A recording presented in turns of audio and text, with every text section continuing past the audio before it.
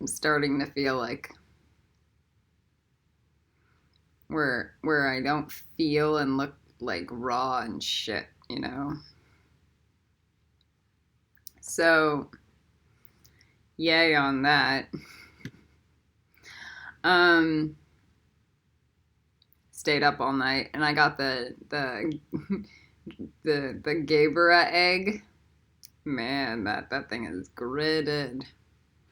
So I got all that stuff done last night. It's really interesting to do it at the end of the month, and I'm thinking, what if I had done it at the beginning of the month? Would my month have gone easier?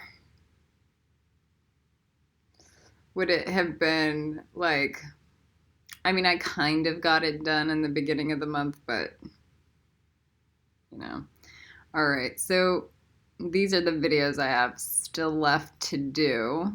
I have to do MLM and Snakes and Ladders. But here we are at the Art of War series, so let's move forward.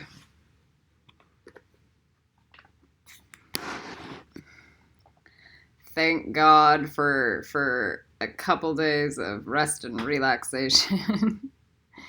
Tomorrow we begin all the dragon eggs. And that's gonna be intense. So I needed to get the egg done before.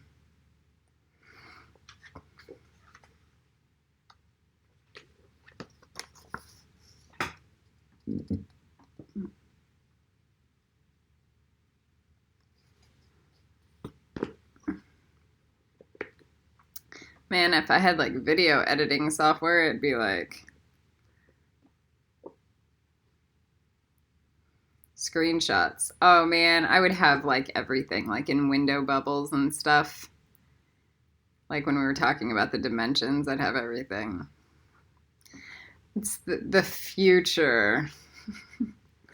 Future that I abhor, but a future nonetheless. All right.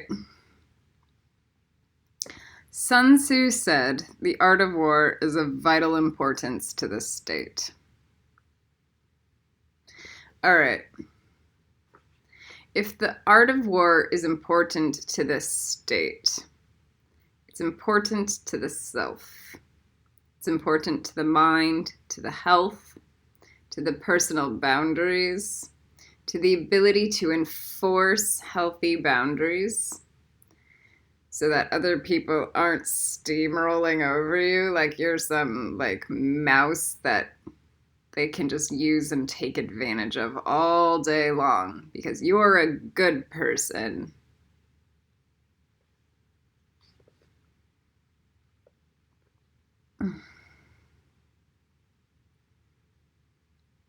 All right. It is a matter of life and death.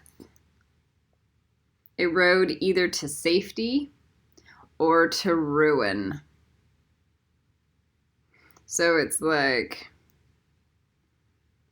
Gabra, it's one or the other. You are either going to create safe.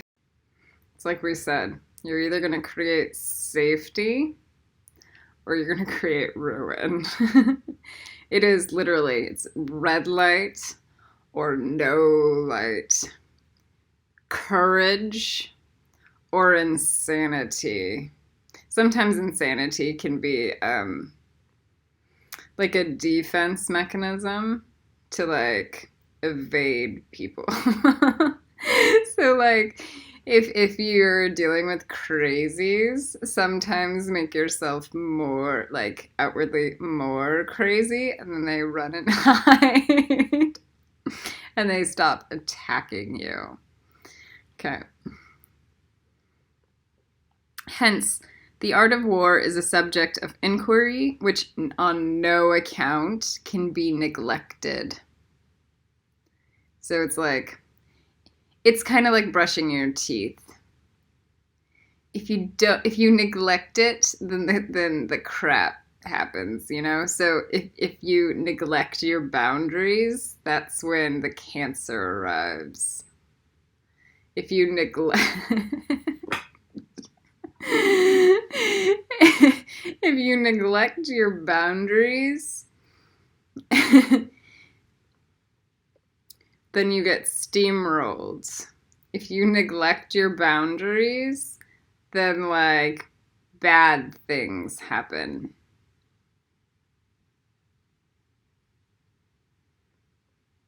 So we go, so survival is a component, and then strategy. And then we need to be in the middle here.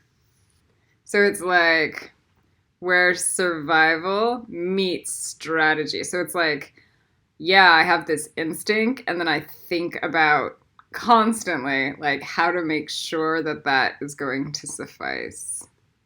Now,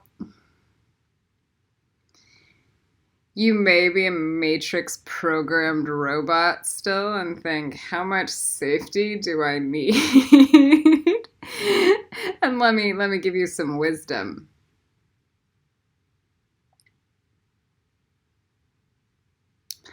%. It's like, it's 100% or it's crap. That was the download I got yesterday from God. It was me receiving brick walls to put into my eggs. And and I get to page 99 and they're like 2 piles of shit. And then page 100, it was just nothing. It was just fine. It was more brick walls, you know? So, and then it ended on page 100. So we're like, the teaching is Kabbalah 99 is like, that it's shit. Kabbalah 100 is better. So it's like, understand that.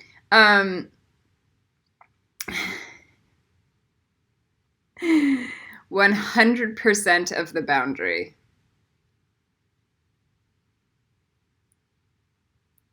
Because 99, just one hole, is enough for one snake to get in and ruin everything.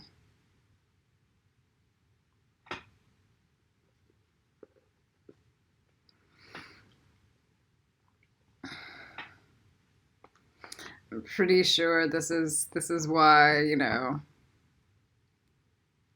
computer hackers exist, because the systems are so weak that the computer hackers are like, these people are dipshits.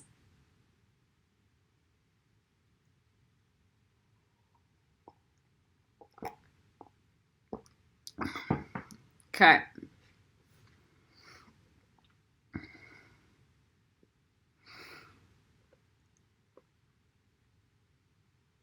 So there's a discernment factor between having 100% healthy boundary and then like having a Nexa gateway open. Because the healthy boundary allows for the Nexa gateway to exist. Okay, so like God serves God. Yeah, why wouldn't God be 100% healthy boundary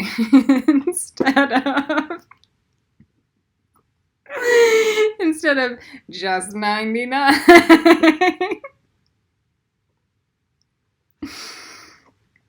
All right. The art of war is then governed by 5 constant factors to be taken into account in one's deliberations. So like when people are thinking about what's going to happen, right? When seeking to determine the conditions in obtaining in the fields. So whenever you're trying to get a gain, trying to make a move. So there are these factors that you need to put into calculation, and we'll cover them. First is the moral law. Second, heaven, earth, the commander, and then method and discipline. here's the graphic. I know this graphic doesn't really match this, but it kind of does. So then we go event planning. So put all 5 of them together, and then we're going to plan the event, you know? So let me cover this. The moral law. The moral law causes the people to be in complete accord with their ruler, so that they will follow him regardless of their lives, undismayed by any danger. All right. When you have extreme faith in your ruler, you put your life and your body and your temple on the line to defend higher causes. When you have no faith in your ruler, then the moral integrity of the army is shit. And why the US government can't figure that out is mind-blowing. If you want to strengthen your armed forces, it's like you'd have to have an armed forces that's like in integrity, with a government that is not corrupt at all, with a government that takes care of the soldiers. And so it's like, it's just pure idiocy, because it's literally textbook art of war. Textbook, you know, like black and white.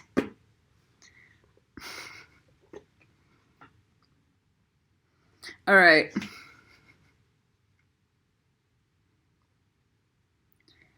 Heaven signifies, so we have the moral law, and then we have heaven. Okay.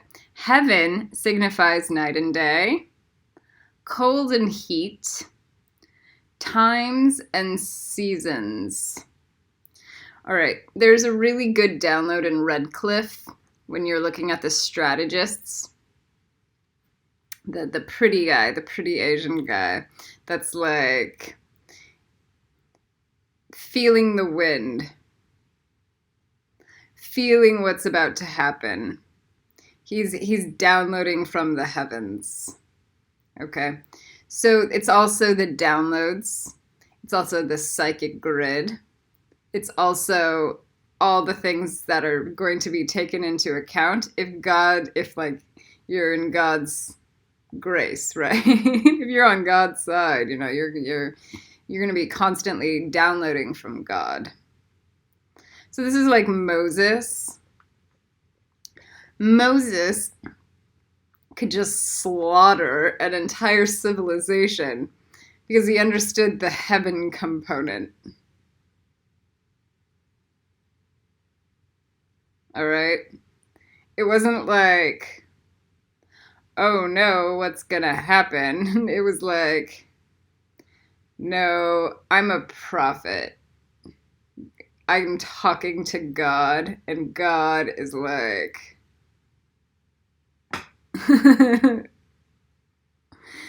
yeah.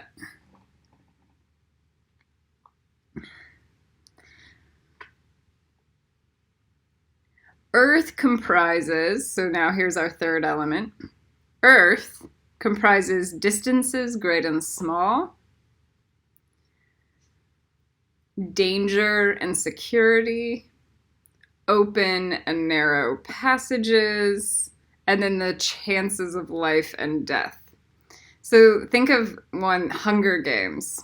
This is a really good component. Hunger Games is excellent. We're going to do it for the tower, but Hunger Games is still ruled by the Mars. So it's Gebra still. So it's the tower, but it's Gebra. Do you understand? There are already a million Gebra movies. We don't need to add Hunger Games to this one. But it's like, you need to, the majority of people don't die in battle. they die in survival. Like, they get bit by a mosquito and then get malaria, or they get dehydrated and they can't find water. So it's like the understanding a really deep lay of the land and like how to navigate and survive through it. Okay, so that's the earth component.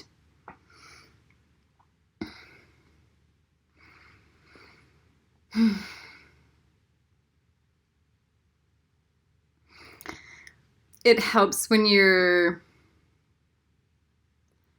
when it like let's just say you're attacking somebody on their soil. It helps when you have done reconnaissance on it. It helps when you know, like a company, like you've been inside the company and you know the structure. It helps when you understand the building. It helps when you understand how many people are in the company. It helps, right? So there's a lot of research. The more research you do in development, the higher chance of success. Just endless amounts of research.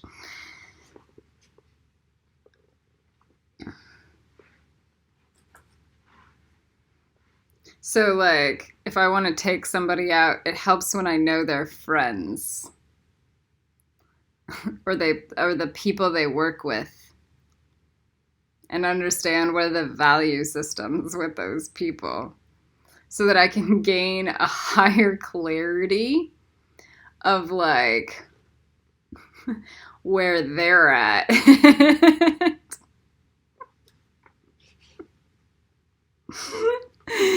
Man.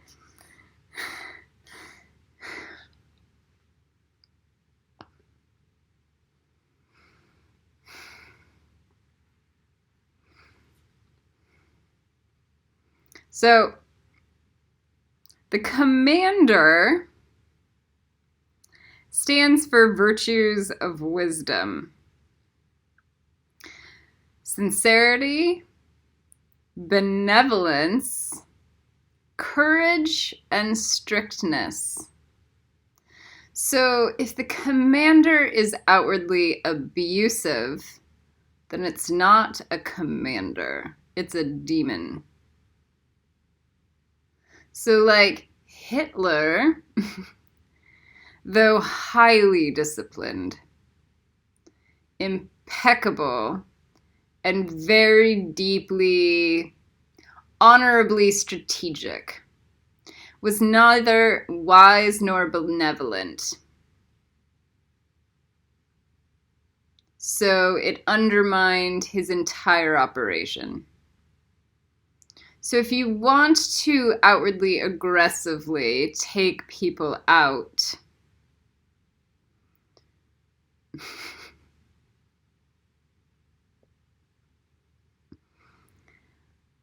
for doing, just living, you better have the moral agenda for why.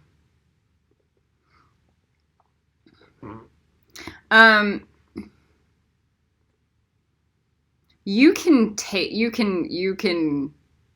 people out, especially when they have been outwardly aggressive to you and have proven it over a decade.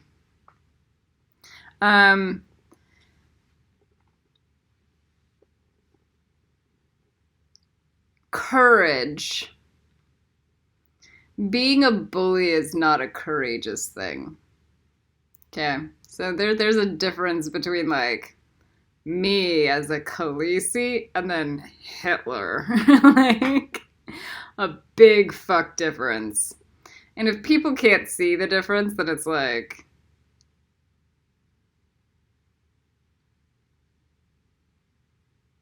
it's a problem.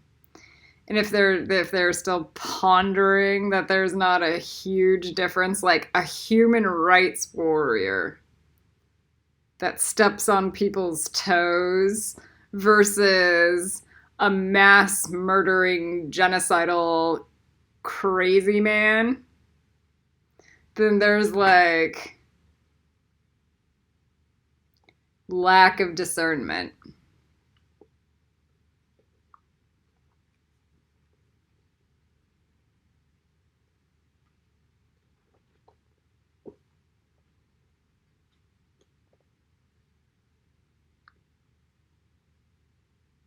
By method and discipline. So here we're at the fourth. So we did the commander.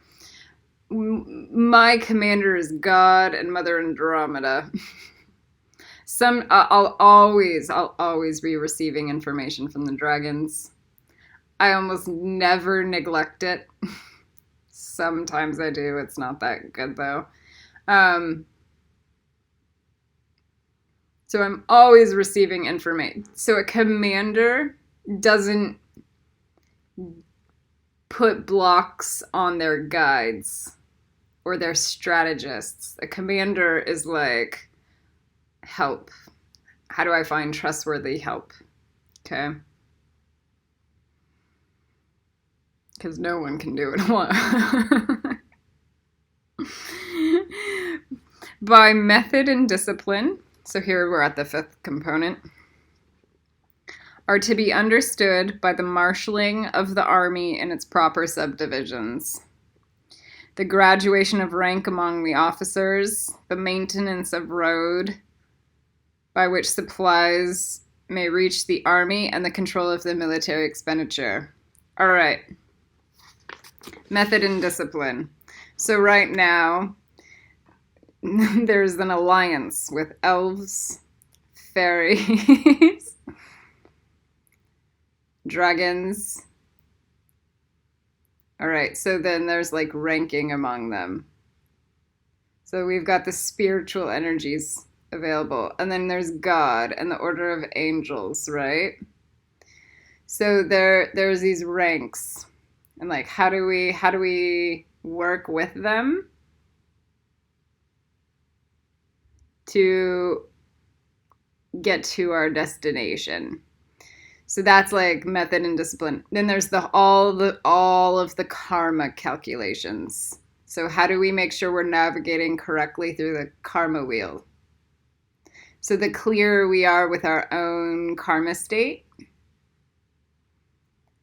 you should be in a state of grace. Okay? But even no matter what, you should be like, how much shit do I still need to clean up?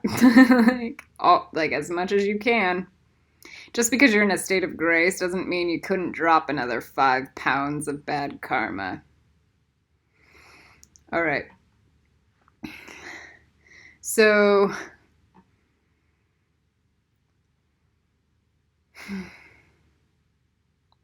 the method and discipline should be, how do I distribute the dragons? So I establish leaders, and then I like, let's say this last month I established a hierarchy for the houses. So like I'd be in charge of the Slytherin house, Star would be in charge of the Hufflepuff, Elaine the Ravenclaw, and Inga the Gryffindor, and that created a boundary and a structure with established within Star's established lineage that nobody could get through without them penetrating our lineage. It's easy with the students because they're, the Tar can just go through Gryffindor, through Ravenclaw, get the prefect training, and come hang out in Slytherin with me. It was like, beat up some fucking Slytherins and make them Hufflepuffs all day long. Because that will be the job, you know? And then there's like, so everybody has a specific grid, and it's really easy for me to see it. So it's like, how do I establish like, boom, boom, boom, for the dominating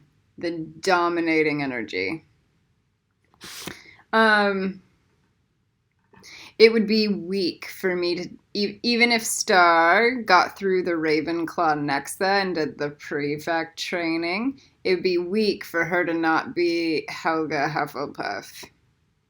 It'd be weak for me to take her out of that position, because I ain't going to put Brooke there. So it's like, how it stars Helga, like, at the end of the day. So in this life and the next, because that's where her astral energy is. How do I make sure that all of that energy is going to flow? So here we are. Method, discipline. So it's like plan and then action. Plan and then action. Plan, action. And then that's where the professional, that's professional. And then here we have at the bottom, it says feral children, like animals. That's 99% of the population. Feral fucking children. No discipline. Now let's recalculate, because in Gryffindor I also want to add Eep Man, probably 1 and 2, and the America's Super Nanny series with the black nanny, because she's good. I have not seen the British one, so I cannot endorse it, you know. So, but she might be really good too. We'll see. But I know I liked the woman that did. I liked the American woman. I don't know her name. I think she's probably way cooler than Michelle Obama ever could imagine she'd ever, you know. So here we have the next page. Oh, let's just do it like this. Woo! If you want to get this book, try to get it used.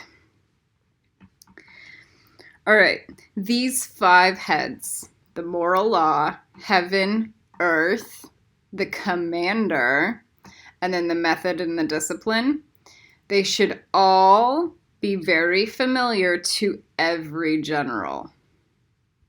You know. So you're the general, and then you have a commander, or a couple commanders. I'm pretty sure that's how it works in rank, right?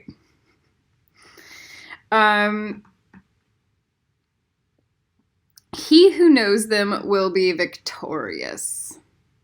He who knows them not will fail. So if you have these strategic points taken into account and like know them, then you'll win. I like how I hear the Dalai Lama going, "You didn't know them with SeaWorld."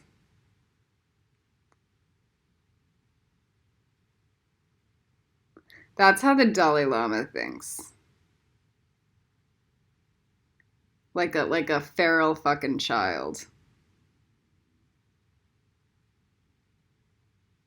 Irreverent, like an evil shit.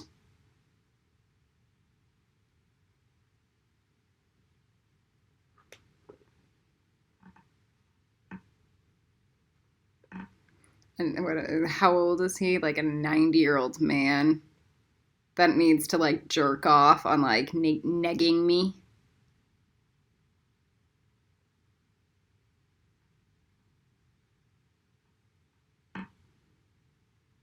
What a piece of fucking shit.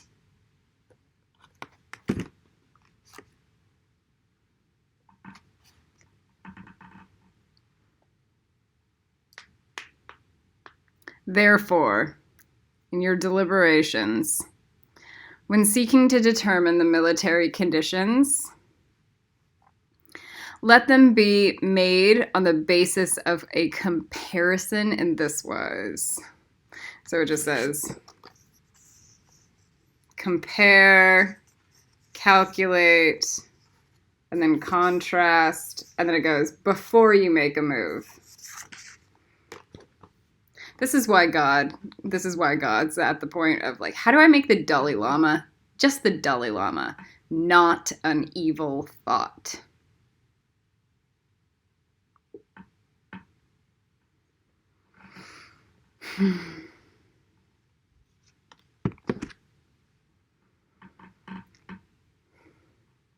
So,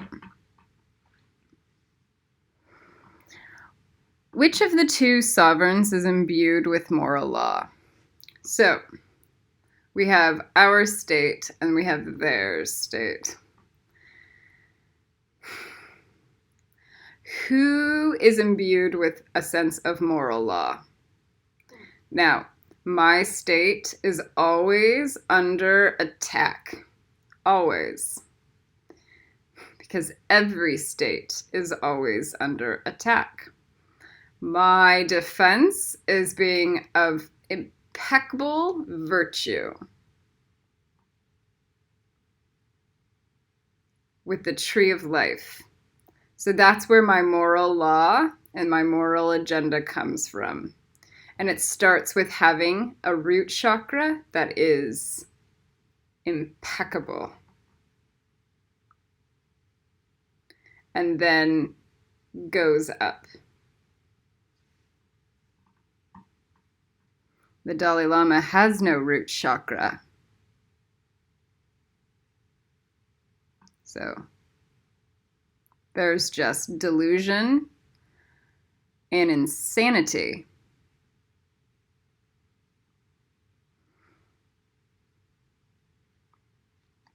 If you have no ground to stand on, you cannot stand your ground.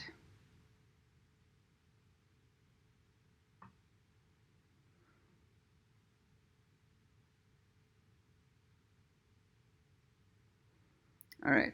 Which of the two generals have most ability?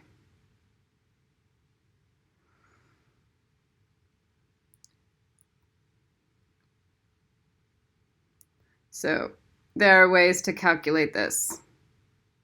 1, internal general talent. 2, external resources. 3, passion. And the will to succeed. And then there are the X factors, like actually being connected with God, being on the right side of history. There are those components.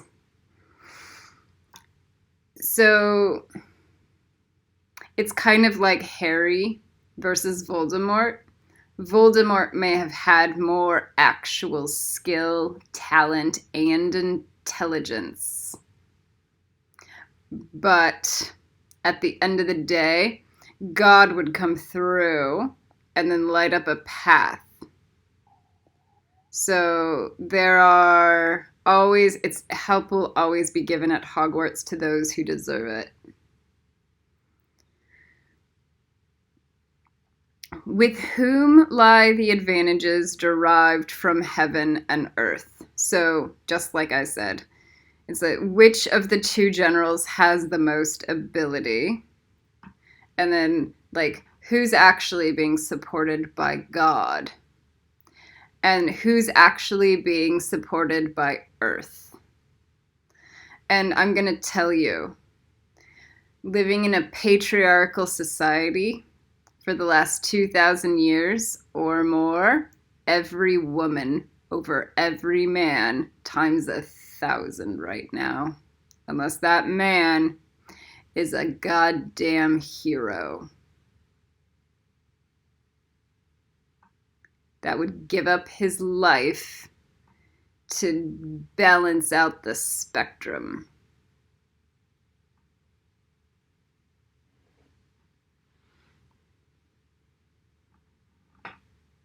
Especially as the planet descends in rape and chaos.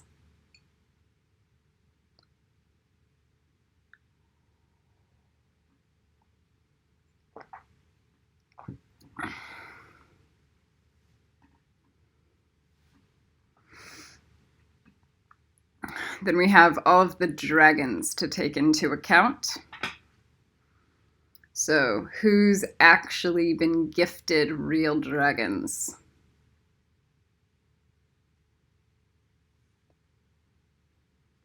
Because they're trusted by the dragons.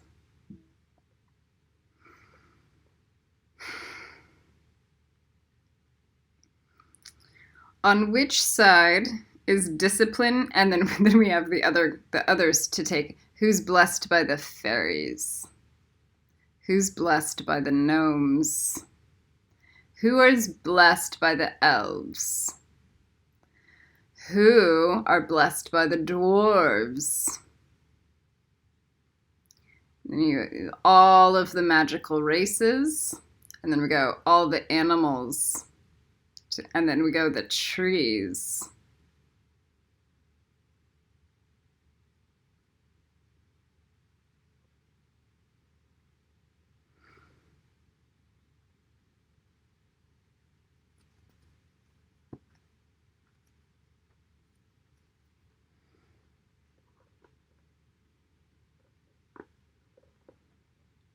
Who is blessed by Ents?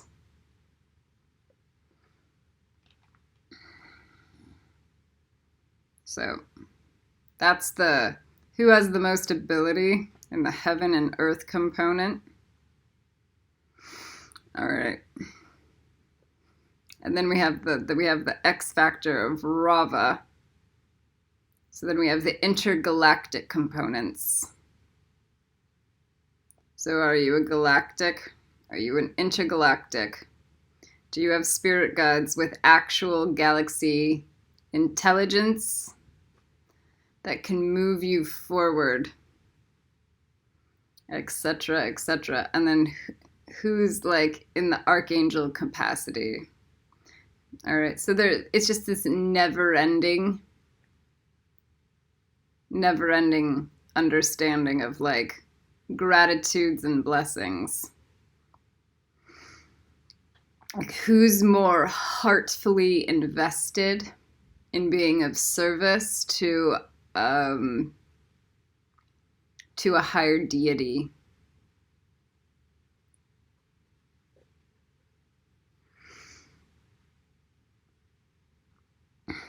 On which side is discipline? So now we're at part 3.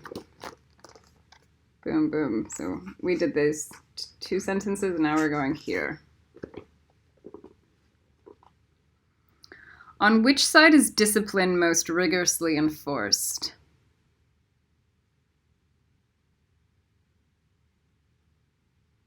So who's more austere?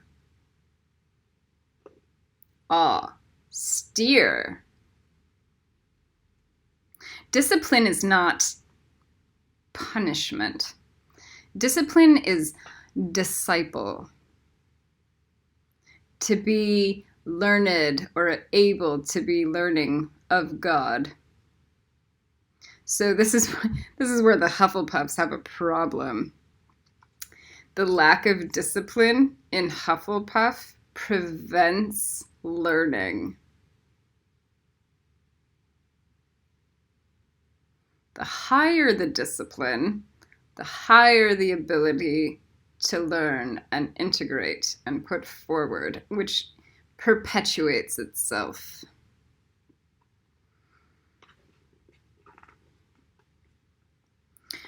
And we go, which army is stronger?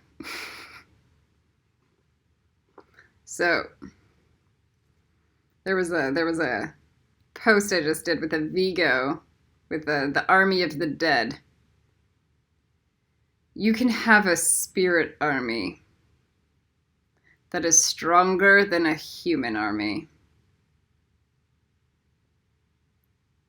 Especially if it's been tested. Then that's, again, it brings up the Moses component.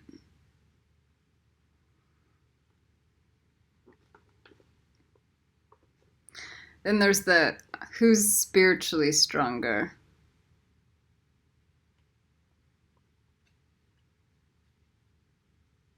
And what would enable them to be spiritually strong? usually moral virtue. On which side are officers and men more highly trained? Now, training can look like wax on, wax off, but it will always transmute into higher level training. So it won't just be, it's not like you wax on, wax off. Those are the beginning steps. But they matter. It's like doing your push-ups and your sit-ups just to build the upper body strength.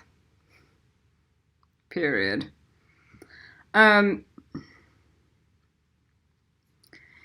which army is there a greater constancy, both in reward and punishment? So this is the carrot and the stick. So like all of those training videos like Buck and Cesar Millan and America's Super Nanny, there were always rewards as well as discipline. And the punishment is non-abusive. The punishment is, it's like zero harm. It's force, but it's zero harm.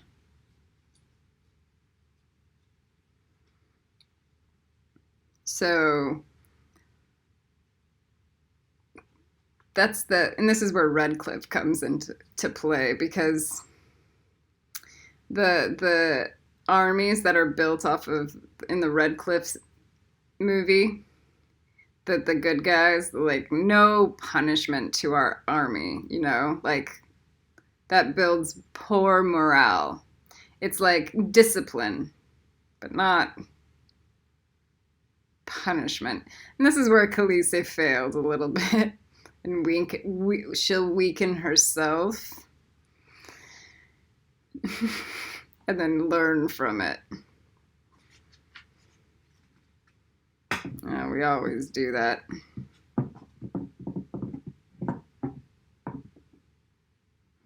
All right.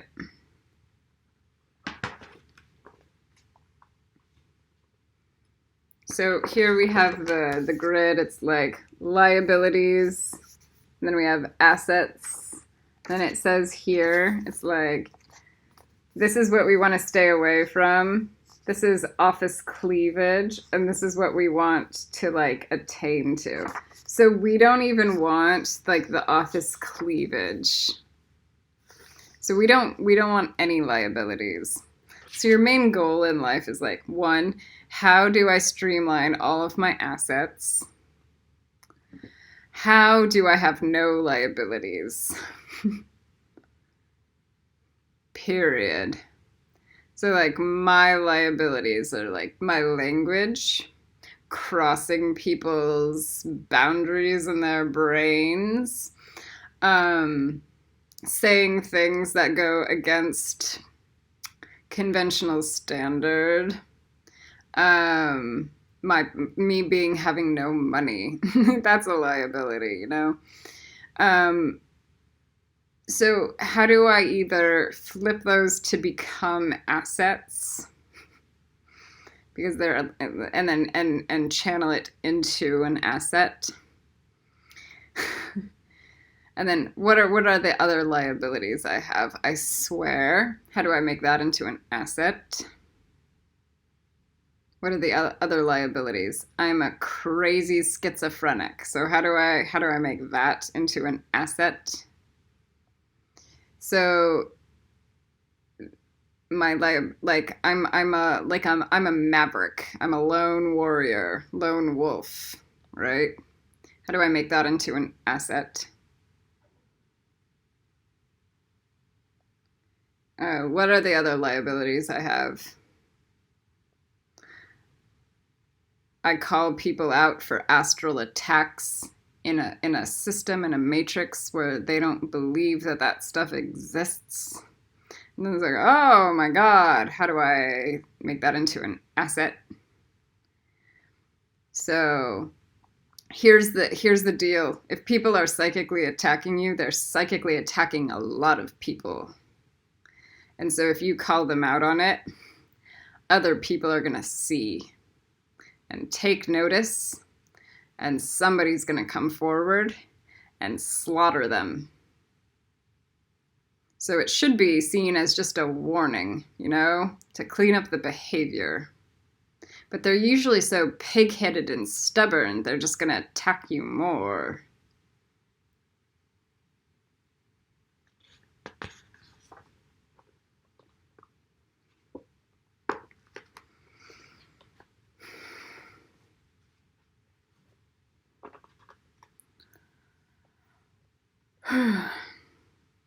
All right. By means of these 7 considerations,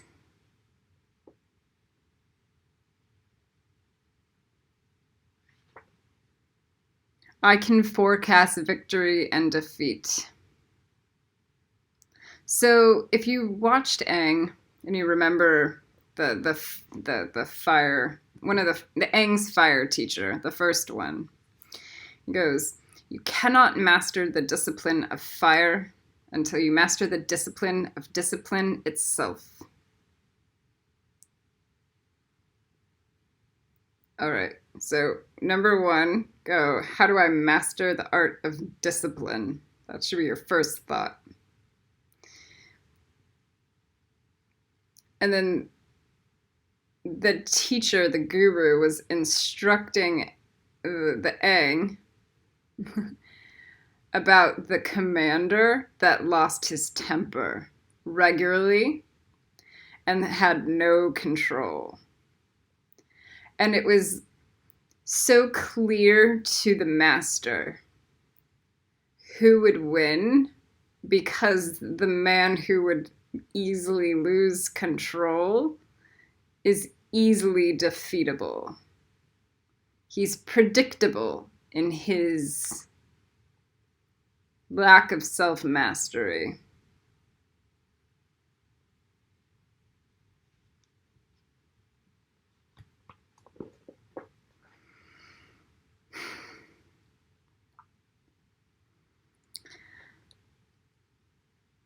The general who hearkens to my counsel and acts upon it will conquer.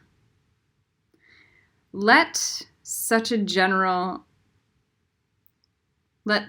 one be retained in command. So it's like, listen to God. Listen to intelligence and heed warnings. Listen, deliberate, calculate, succeed.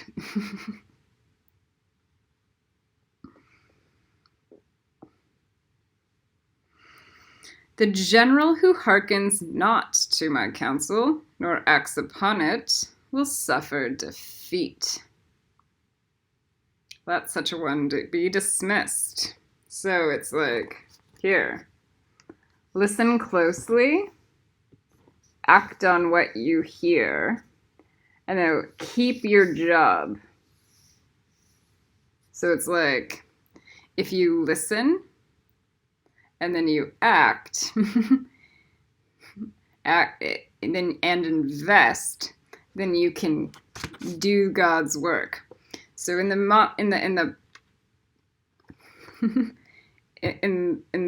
moments of me reading this, I was receiving messages of something I should do. But I'm in the middle of a video. So how do I listen and act on what I hear? By pressing pause and doing it. All right, I'm back. It's kind of weird, right? Like, I'll pause and I'll go away for like 3 hours, post some stuff on my Facebook, and then, show back up 3 hours later, and you guys think it's like 5 seconds, and for me it's like an entire paradigm or reality shift. like demon slain. Do I look disheveled yet? All right.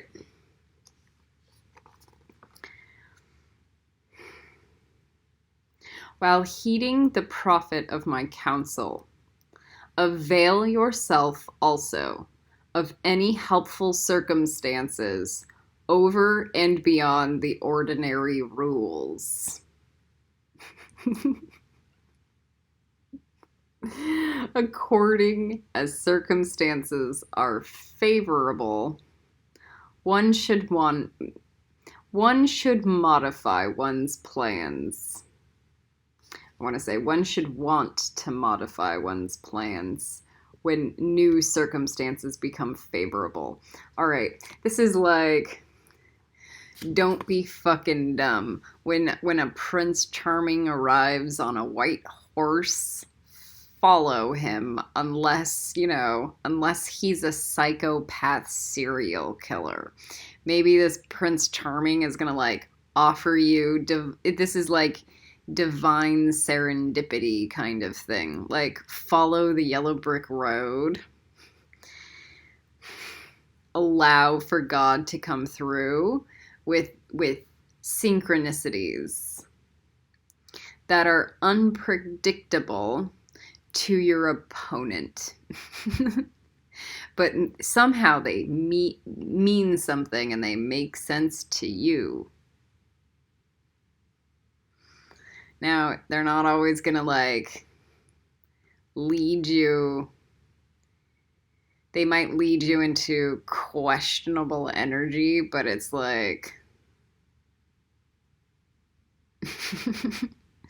but it's usually like you can handle it. All right, this is the graphic. Change in plans, change in situation. The point is this: stay flexible. Do not be fickle about plans. Plans like, oh, here's my daily schedule. And then all of a sudden, like, God's like, go outside and then spend 2 hours picking up litter. And you're like, yeah, but I have work to do. Right? So most of the time it's like, do what God says. Sometimes, all the time, I have never in my life ever gone wrong by listening to that. Ever.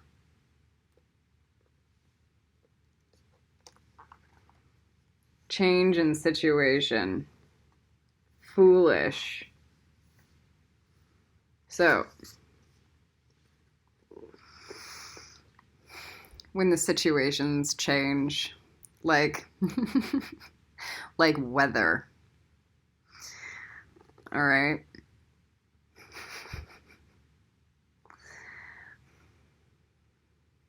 It's foolish to be attached to a previous situation or an ideal situation. You need to stay and remain flexible to what is current and available at all appropriate times.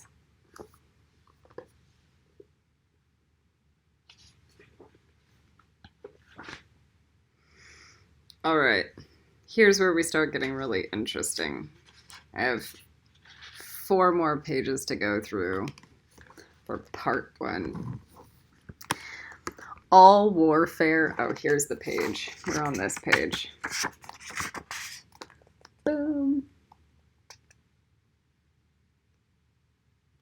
All right. All warfare is based on deception. Hence, when able to attack, we must seem unable. When using our forces, we must seem inactive. When we are near, we must make the enemy believe that we are far away. When we are far away, we must make him believe that we are near.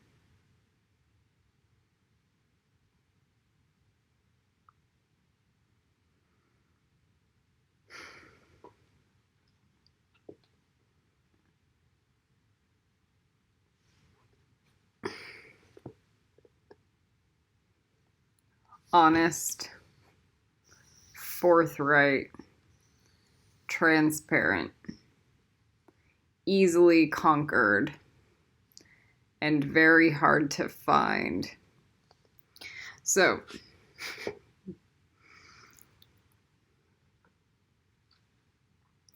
there's a clearer spiritual teaching than I've ever been gifted.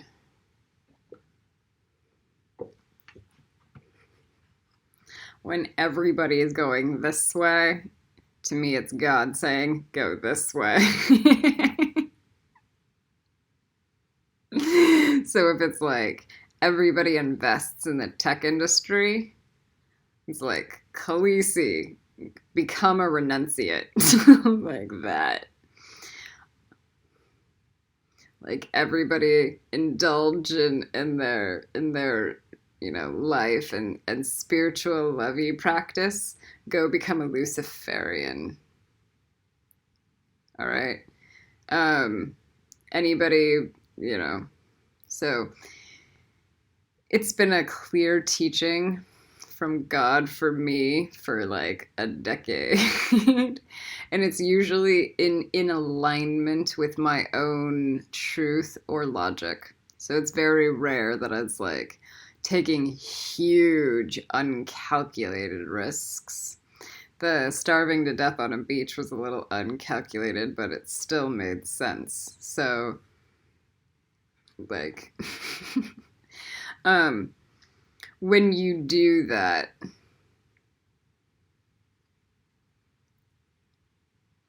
if the enemy knows, then you become predictable. If the enemy doesn't know, then you don't. So it can be very personal. So the biggest thing is understand that everyone is your enemy unless they have your back.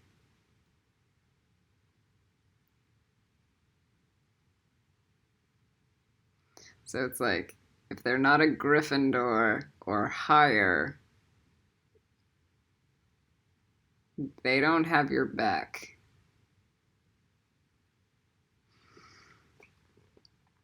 Okay.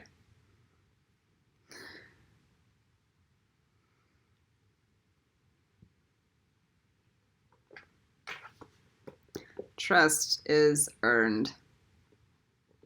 And it should be earned based off of like the value system of like the Dragon King article and something more. Then it's like personal experience on top of it.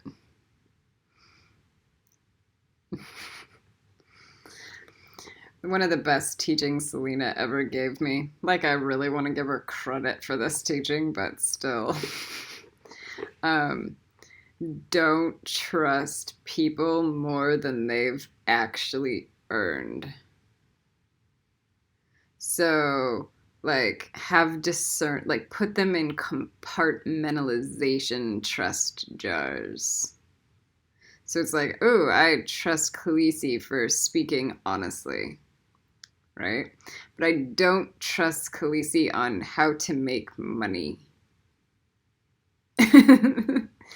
I might trust Khaleesi, on how to clear karma.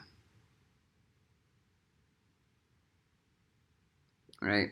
So until you finished the Kabbalah class and then had like other Kabbalah classes or books, it'd be really hard to develop a sense of trust with me until you have experience, an appropriate amount of experience, my God.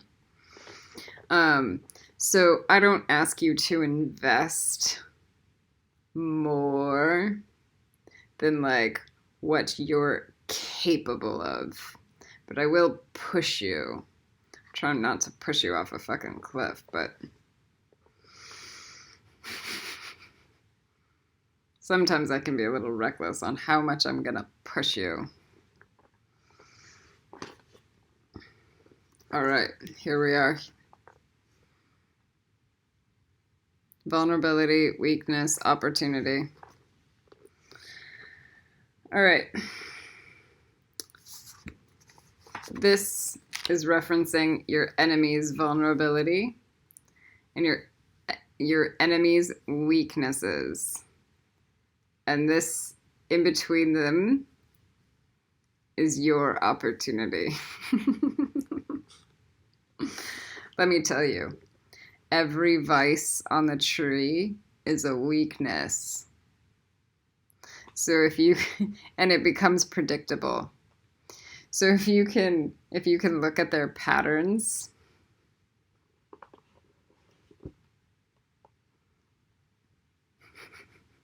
you can look at their patterns and point out their vices, you can manipulate them. Because very rarely are they going to turn a vice into a virtue.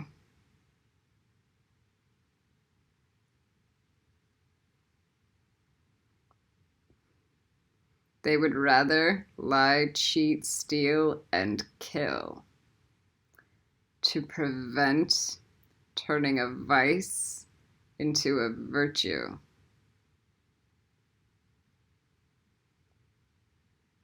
So, weakness on them.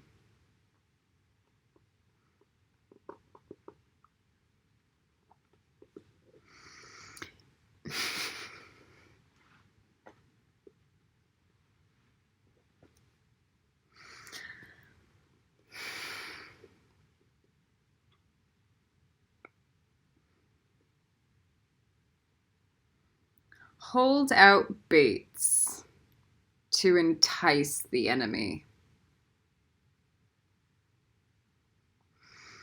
Now, this is like Dumbledore trying to gain intelligence in like the Goblet of Fire.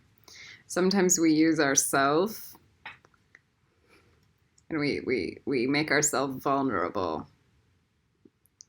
And we use ourselves as a bait to start to point out the predators to gain clarity and information.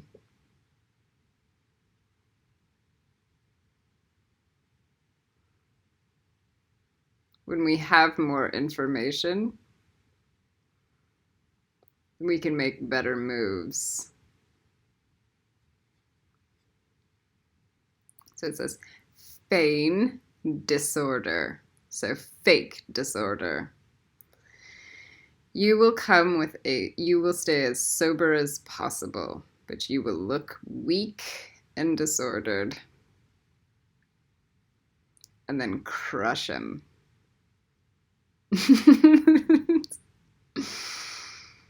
So entice the enemy by faking that you're weak. And then slaughter them.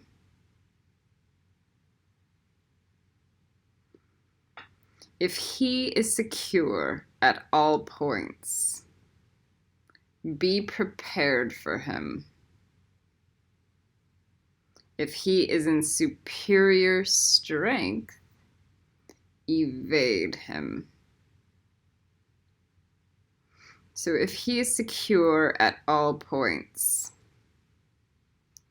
let's talk about this. This means they are prepared, they are disciplined, they have virtues and strength and a team of like-minded, like a brotherhood. Okay? You cannot be secure at all points unless they have that. So if they are, you be prepared. If he is in superior strength, evade. Now let me say this. If you're in a male dom society or a corporation, okay, and the males take hold, you are to be a yes woman. And it's evading picking a fight. And you evade because they're in superior. It's the live to see, like escape and live to fight another day. It is not weak to leave. It's weak to pretend that you have the ground or the strength to move forward.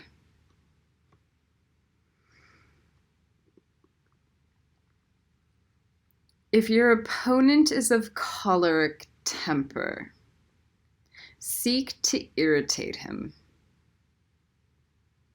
Now, almost all men, almost all of them, are fuses ready to blow. They're passive aggressive. They're lazy motherfuckers. So there's like hidden darkness and hidden agendas. So be the cunt or the bitch that brings it out in them.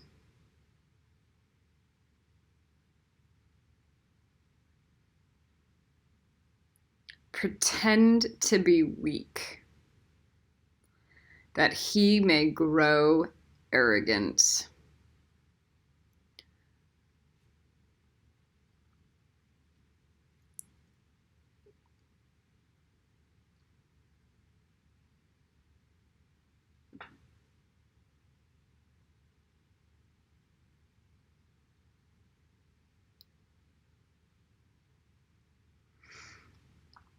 If he is taking his ease, give him no rest. So some of the best times to like do social media posts is like right before they're about to go to bed. And they have to read it and they're stuck tossing and turning with dreams about it and wake up to and then what? And knowing that they're gonna wake up to more.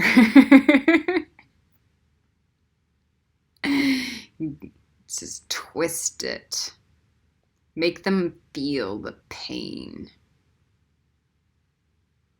So, like, old men, what fucking old man doesn't deserve to pay for every woman that's been raped and slaughtered? I don't mean taking out revenge, like, there are enemies on this planet, you know?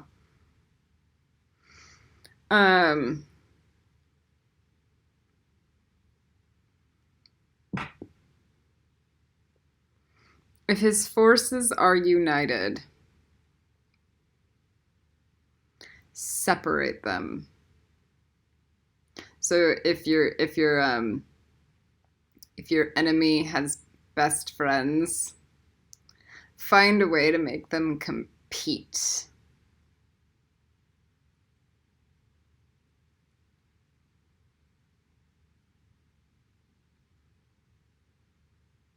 Spread lies about them. Or even better, spread truths about them. Point out specific things that are admirable in the alphas that the other ones are jealous about.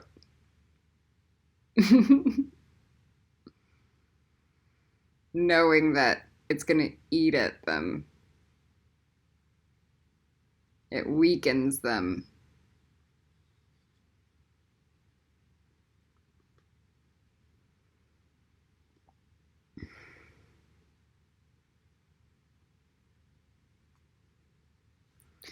Attack him where he is unprepared. Appear where you are not expected.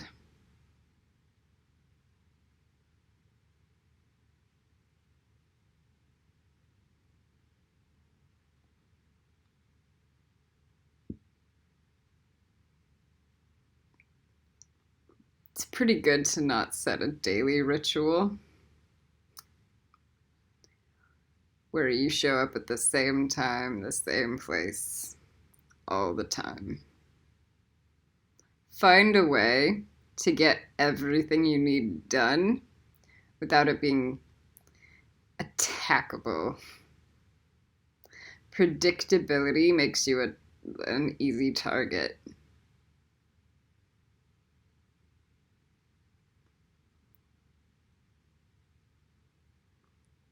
So if you're going to go on your run, try to find a way to not be predictable about it. I love the idea of doing your Ashtanga yoga in the security of your own home at the same time. That's fine.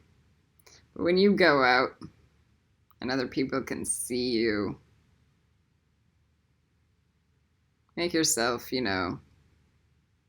not predictable.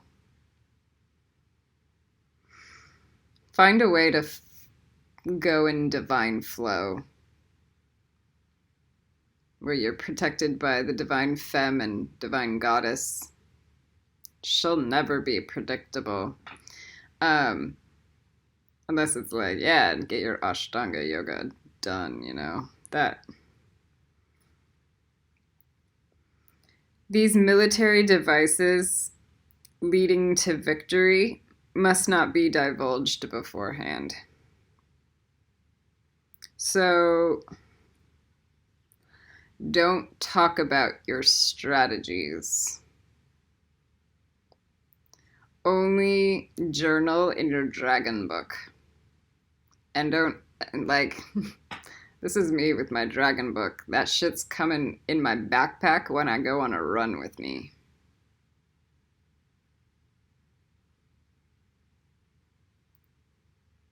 Like that. No computer. I'm not stupid. So if I have strategy tactics that I'm employing and need to work on, I take no phone with me. I go out into the wilderness and then I write and I'm silent. And I write underneath a tree. So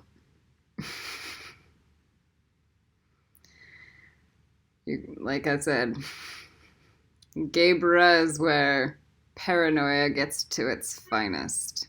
And you know why? Because you need 100% security, because 99 is still just shit.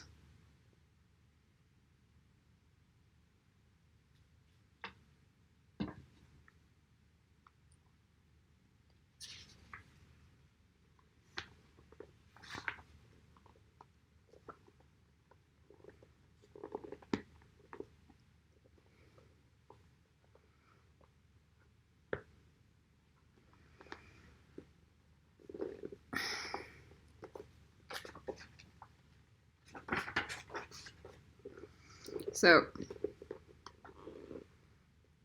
for vulnerability and weaknesses, be very clear on what other people presume as your vulnerabilities.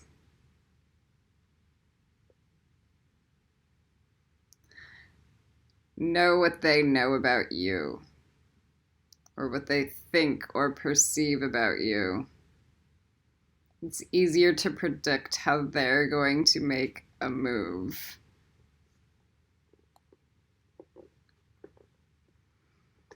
Now, the general who wins a battle makes many calculations in his temple ere the battle is fought. All right. Every single thing needs to be thought out. So you will make 5 million calculations. 5 million before, like, any real direct battle move, you know? My hunger strike, it was like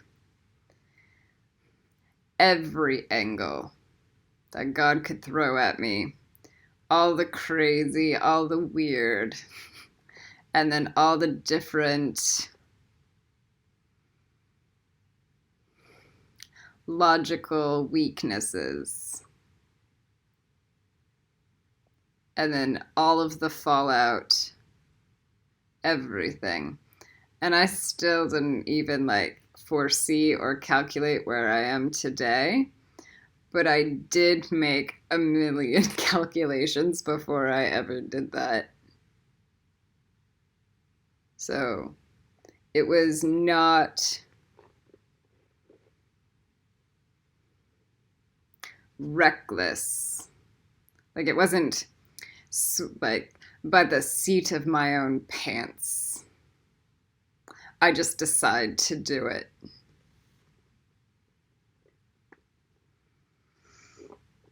Hermione Granger would never do things without having 5 million plans around it. From every angle. She will marry Poppins Persit.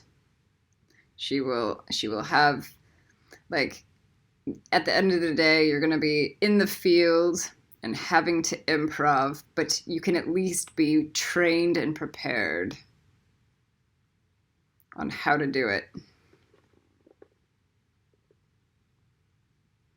Thus, many calculations lead to victory, and few calculations to defeat. How much more no calculation at all?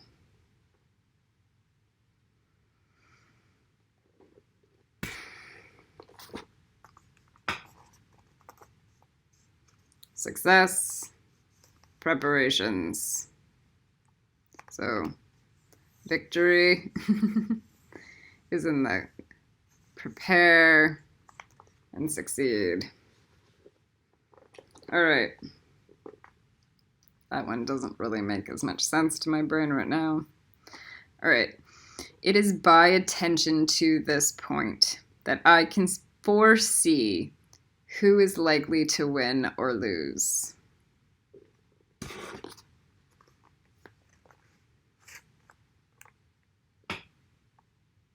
Laughable. Crystal ball on the table. This is why we'll do the crystal ball, we'll do the tarot reads to validate our logic. But never, and to show us what we're already thinking, but we're not, like, investing in it. Okay? Hermione says, divination is a willy discipline. Predicting the future. Okay? This is believable. Experience in the fields. So this is like your life experience matters way more than a fucking crystal ball.